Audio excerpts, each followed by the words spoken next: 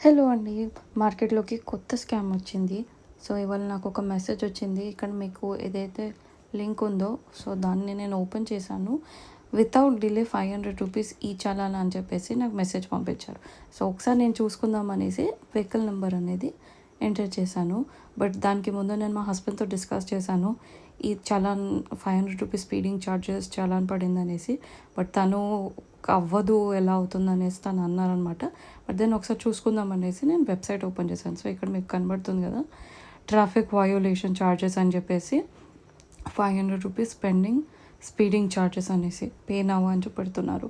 But then నేను ఒక్కసారి మళ్ళీ గవర్నమెంట్ వెబ్సైట్ ఏదైతే ఉందో తెలంగాణ ఈ చలాన్ వెబ్సైట్కి వెళ్ళి నేను డబుల్ చెక్ చేసుకున్నాను.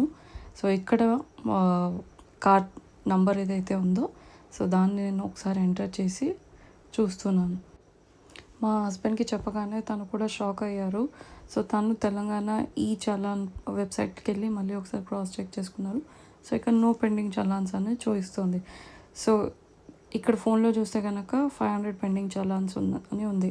సో, మార్కెట్లో ఇలాంటి స్కామ్స్ జరుగుతున్నాయి. మీరు కూడా చూసి జాగ్రత్తగా ఉండని. ఏ వెబ్సైట్ అయినా చూసి ఓపెన్ చేయండి. ఇలాంటి అన్నోన్ నంబర్ నుంచి